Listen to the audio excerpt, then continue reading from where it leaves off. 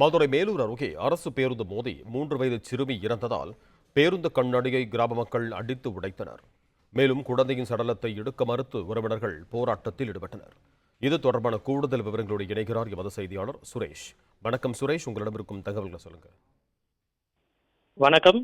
மேலூர் அருகே அரசு பேருந்து மோதியதில் 3 வயது குழந்தை சம்பவ இடத்திலே உயிரிழந்தது. பேருந்து ஓட்டுநரின் கவனக்குறைவே இந்த விபத்துக்கு காரணம் என உறவினர் குற்றச்சாட்டு வைத்துள்ளார்கள்.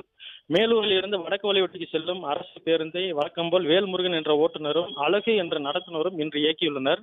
இந்த நிலையில வடக்கு வழிவட்டி வந்தடைந்த பேருந்து பயணிகளை இறக்கிவிட்டு மீண்டும் மேலூர் நோக்கி பயணித்துள்ளது. இந்த நிலையில வடக்கு வழிவட்டியில் பேருந்து நிறுத்தத்திற்காக அருகாமையில் உள்ள ஒரு வளைவில் பேருந்து சென்ற போது அங்கு வீட்டினரை விளையாடி கொண்டிருந்த அக்னிகோட்டைச் சேர்ந்த பூவலிங்கம் மற்றும் சினேகா தம்பதியரின் 3 வயது குழந்தை பூவசி மீது ஓட்டுநர் மற்றும் நடத்துனர் கவனக்குறைவால் மோதியதால் குழந்தையை தலைநசுங்கி சம்பவ இடத்திலேயே உயிரிழந்தது. இதனால் ஆத்திரமடைந்த உறவினர்கள் பேருந்தின் கண்ணாடியை உடைத்தனர். இந்த நிலையில தகவல் அறிந்து அங்கு விரைந்து வந்த கீழோல காவல்துறையினர் குழந்தையின் உடலை மீட்டு உடற்கூறு ஆய்விற்கு ஆம்புலன்ஸ் மூலமாக மேலூர் அரசு மருத்துவமனைக்கு அங்கிருந்து அனுப்பி வைத்தனர். மேலும் விபத்து குறித்து வழக்கு பதிவு செய்து விசாரணை நடத்தி வருகிறார்கள். இந்த நிலையில ஓட்டுநர் மற்றும் நடத்துனர் இருவரும் இன்று கீழோல காவல் நிலையத்தில் சரணடைந்ததாக கூறப்படுகிறது.